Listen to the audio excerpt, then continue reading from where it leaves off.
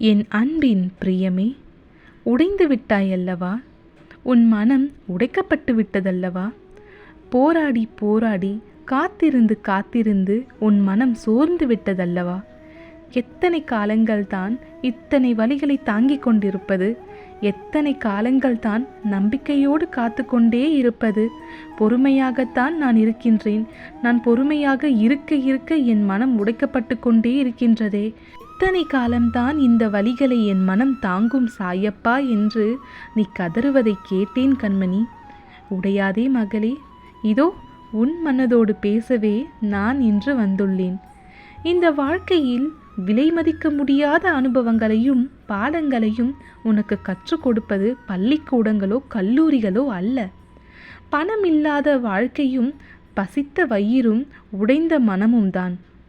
ஆம் கண்மணி, பணமில்லாத நேரத்தில்தான் உன் பகைவர்கள் யார் என்று உனக்கு தெரிய வரும். பசித்த வயிறுதான் உன்னில் இருக்கும் பல திறமைகளை வெளியே கொண்டு வரும். உடைந்து போன மனம்தான் உன்னை உளிக்கொண்டு செதுக்கும். மண்ணிற்கு அடியில் புதைத்த பிறகுதான் எந்த ஒரு விதையும் புதிதாக துளிர்விட்டு மலரும். எந்த விதை புதைக்கப்படுகின்றதோ அந்த விதை விருட்சமாக வளரும் வாய்ப்பை கொண்டுள்ளது. அதை போன்றுதான் எங்கே எந்த மனம் சிதைக்கப்படுகின்றதோ அந்த மனம்தான் வாழ்க்கையில் புதிய கோணத்தை காணும், வாழ்க்கையை புதிதாக யோசிக்கும். இப்பொழுது சொல் கண்மணி, உன் சிதைந்து போன மனதிற்குள் ஒரு சீற்றம் இருக்கின்றதல்லவா? எவ்வளவு தான் நீ சோர்ந்து போனபடி காட்டிக்கொண்டாலும் இந்த வாழ்க்கையை ஜெயித்து விட வேண்டும், இந்த வாழ்க்கையை என்னவென்று பார்த்துவிட வேண்டும் என்று ஒரு உத்வேகம் உன் மனதிற்கு அடியில் புதைந்திருக்கின்றதல்லவா? இதற்கு மேல் காயப்படுவதற்கு என்னதான் இருக்கின்றது? என்னதான் நடக்கும் என்பதை பார்த்துவிடலாமே என்று ஒருவித தைரியம் உன் மனதில் தோன்றுகின்றதல்லவா? இந்த தைரியத்தையும் இந்த கம்பீரத்தையும் இந்த மாற்றத்தையும் தான் நான் உன்னிடம் இருந்து எதிர்பார்க்கின்றேன். ஏனென்றால் மாற்றம் என்ற ஒன்று உன்னிடம் இருந்து ஏற்படாத வரை உலகில் உன்னால் ஒரு துரும்பை கூட மாற்ற முடியாது. இந்த மாற்றங்களையும் இந்த மனோதைரியத்தையும் உன் மனதில் ஏற்படுத்துவதற்காகத்தான் இத்தனை சோதனைகளை நீ கடந்து வர வேண்டியதாயிற்று. இப்பொழுது நீ செதுக்கப்பட்டு விட்டாய். இப்பொழுது நீ சிலையாக ஆவதற்கு தயாராகி விட்டாய். இங்கே உடைக்கப்படும் சிதைக்கப்படும் பொருட்களுக்கு பின்னால் சில காரண காரியங்கள் நிச்சயம் இருக்கும். அதை போன்று தான் உன் வாழ்க்கைக்கு பின்னாலும் ஆயிரம் காரண காரியங்கள் உண்டு. நீ படைக்கப்பட்டது ஒரு குறிக்கோளுக்காக மட்டுமே. அதை நீ அடையும் வரை இந்த சோதனைகளை கடந்துதான் ஆக வேண்டும். அந்த காரண காரியங்களை அறிய வேண்டும் என்று முற்படுகின்றாய். ஆனால் கண்மணி, சில விஷயங்கள் இறை ரகசியமாகவே பாதுகாக்கப்படும். இறைவனின் இந்த ரகசியங்களை மனிதர்களால் எளிதில் உணர்ந்து கொள்ள முடியாது. அதற்குரிய நேரம் வரும் பொழுது எல்லாவற்றையும் நீ தானாகவே அறிந்து கொள்வாய். அதுவரையிலும் காரண காரியங்களின் பின்னால் செல்லாமல் எல்லாவற்றிற்கும் காரண காரியங்கள் உண்டு என்பதை மட்டும் புரிந்து கொள், அது போதும். இந்த வாழ்க்கை இப்படித்தான் கண்மணி. கரடு முரடான பாதையில்தான் பயணிக்க வேண்டி வரும். சில நேரங்களில் அந்த பாதை மிக சுமூகமாகவும் அமையலாம். ஆனால் எதுவும் எப்பொழுதும் இப்படியே இருந்து விடாது. எல்லாம் மாறும். மாற்றங்கள் மட்டுமே இந்த வாழ்க்கைக்கு நிரந்தரமானது. இவ்வாறாக நீ பயணிக்கும் பாதையில் நிச்சயமாக வளைவு நெளிவுகள் கட்டாயம் இருக்கும். இப்பொழுது நீ முற்பாதையில் நடப்பதை போன்று உணரலாம். ஆனால் கண்மணி, இங்கே பஞ்சு மெத்தை போன்ற பாதைகளும் வரலாம், பளிங்கு கற்களை கொண்ட பாதைகளும் வரலாம். எனவே நீ எதை பற்றியும் யோசிக்காமல் கண்களை மூடிக்கொண்டு இந்த சாயின் கைகளை பற்றி கொண்டு தைரியமாக பயணித்து வா. உன் முன்னால் செல்பவன் நான். உன்னை அழைத்து கொண்டு சென்று கொண்டு இருக்கின்றேன். எனவே பாதையை பற்றி கவலையை நீ விட்டுவிடு. நீ சேர வேண்டிய இடத்தை பற்றி மட்டும் இலக்கை நிர்ணயித்து கொண்டு உறுதியாக போராடு. இந்த சாயின் பிள்ளையான உனக்கு நடப்பது மட்டுமே வேலை. நடைபாதையை பற்றி கவலைப்படாதே, அதை நான் பார்த்து கொள்கின்றேன். இந்த சாயின் மீது எல்லா பாரத்தையும் போட்டுவிட்டு நடந்து கொண்டே இரு. உன் பாதைகளையும் பயணங்களையும் இந்த சாய் பார்த்து கொள்வேன். இவ்வாறாக நம்பிக்கையோடு நீ பயணிக்கையில் உன் வாழ்க்கையில் ஏன் இப்படி நடந்தது, எதற்காக இப்படி நடந்தது, ஏன் என் வாழ்க்கையில் இவர்கள் வந்தார்கள், ஏன் என் வாழ்வை விட்டு இவர்கள் சென்றார்கள், இப்படியான ஆயிரம் கேள்விகளுக்கும் நிச்சயம் உன் பயணத்தில் பதில்கள் கிடைக்கும். அந்த பதில்கள் கிடைக்கும் வரை பயணத்தை தொடர்ந்து கொண்டே இரு. இந்த வாழ்க்கையின், இந்த பிரபஞ்சத்தின் அற்புதமான விதி ஒன்றை உனக்கொன்று சொல்லப் போகின்றேன், கேள். இறைவன் எப்பொழுதும் யாருக்கும் எல்லா கதவுகளையும் மூடுவதில்லை.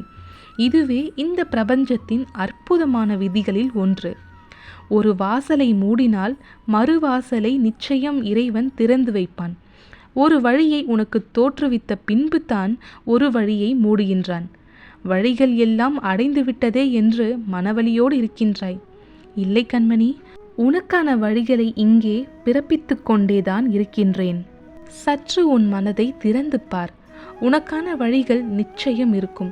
சதா சர்வ காலமும் உன்னுடைய பகைவர்களை பற்றியே கவலைப்படுகின்றாய். ஆனால் ஒன்றை புரிந்து கொள், உனக்கான பகைவர்கள் யாரும் வெளியே இல்லை. உன் மனம்தான் உனக்கு இப்பொழுது பகையாக நிற்கின்றது. உன்மேல் உனக்கு இருக்கும் நம்பிக்கையை அது குலைத்து கொண்டே இருக்கின்றது. மனதை சீர்படுத்து. உன்னால் எதையும் செய்ய முடியும் என்பதை நீ நம்பு. உனக்கு அந்த இறையாசி முழுமையாக இருக்கின்றதென்பதை உணர்ந்து கொள் கண்மணி. ஒவ்வொரு முறையும் நீ மனக்கலக்கத்தில் இருக்கும் பொழுதும், மனமுடைந்து அழும் பொழுதும், அல்லது நீ தனிமையில் உணரும் பொழுதும், அப்பொழுது உன்னை தேடி நான் வந்திருக்கின்றேன். ஒவ்வொரு முறையும் என் அருகாமையை உனக்கு உணர்த்தி கொண்டு சென்று கொண்டிருக்கின்றேன்.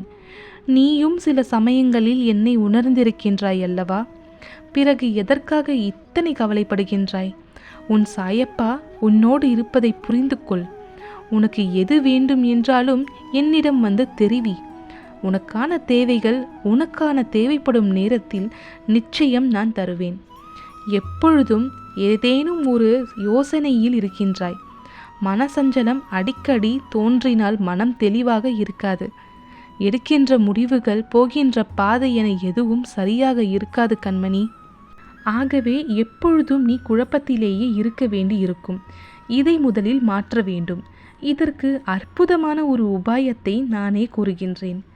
முதலில் உன் மனதை ஏதாவது ஒன்றின் மீது செலுத்து. உனக்கு எதன் மீது அதிக பிரியம் உண்டோ அதன் மீது உன் மனதை செலுத்து. அது எதுவாக இருந்தாலும் சரி.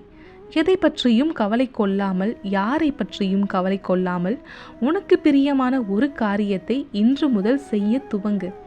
அந்த செயலை சந்தோஷமாக செய், இடைவிடாமல் செய். அப்பொழுது உன் மனம் அதில் குவிய துவங்கும். தேவையற்ற மற்ற எண்ணங்களை எல்லாம் அது தானாகவே தவிர்த்துவிடும். பிறகு உன் பிரச்சனைகள் எல்லாம் தீரும். உன் மனம் லேசாக இருப்பதை போன்று உணர்வாய். எல்லாவற்றிற்கும் மேலாக நீ இந்த சாயின் மீது உன் மனதை செலுத்தினால் போதுமானது. நான் உன் மனதை அமைதி நிலைக்கு கொண்டு வந்து விடுவேன். இந்த சாய் வார்த்தைகள் எல்லாம் உன் செவி சேர்ந்ததல்லவா? இப்பொழுது உன் மனம் லேசானதைப் போன்று உணர்கின்றாயல்லவா? ஏதோ ஒரு விதமான மனோதைரியம் உன்னில் தோன்றிவிட்டதல்லவா? இதைத்தான் கண்மணி நான் எப்பொழுதும் எடுத்து சொல்லிக்கொண்டே இருக்கின்றேன். உனக்கு இந்த வாழ்க்கையில் எதுவும் பாதகமாக நடக்காது. நடக்கும் எல்லாம் உனக்கு சாதகமாகவே மாறும். உனக்கான சந்தோஷத்தையே தரும். இந்த நிலை இப்படியே எப்பொழுதும் இருக்காது. எல்லாம் மாறும். ஒரு நாள் உன் மனம் போல் எல்லாம் மாறும். எண்ணத்தில் என்னை வைத்து நீ துவங்கும் அனைத்து செயல்களும் உனக்கு கைகூடும். உன் முயற்சிக்கான பலனை நீ விரைவில் பெறப்போகின்றாய். இப்பொழுது யாருக்கும் தெரியாமல் மனம் உடைந்து அழுது கொண்டிருக்கும் நீ ஒரு நாள் தலை நிமிர்ந்து சந்தோஷமாக இருக்கப் போகின்றாய். உடைந்து விடாதே கண்மணி. உன் அப்பனாக நான் ஒருவன் இருக்கின்றேன். என்னை மீறி இங்கு எதுவும் நடக்காது. என்மேல் நம்பிக்கை இருந்தால் இந்த நொடி முதல் நீ சந்தோஷமாகவே இரு. மகிழ்ச்சியான மனதோடு மகிழ்ந்து இரு. மற்ற எல்லாவற்றையும் இந்த சாய் பார்த்து கொள்கின்றேன். நல்ல எண்ணங்களோடு நல்ல செயல்கள் புரிந்து நம்பிக்கையோடு காத்திருக்கும் உனக்கு சர்வ நிச்சயமாக நல்லதே நடக்கும். கூடிய விரைவில் எல்லா விதமான நன்மைகளும் உன்னை வந்து சூழும். உன் சாயப்பா நான் இருக்க பயமேன். ஓம் சாய்ராம், ஜெய் சாய்ராம்.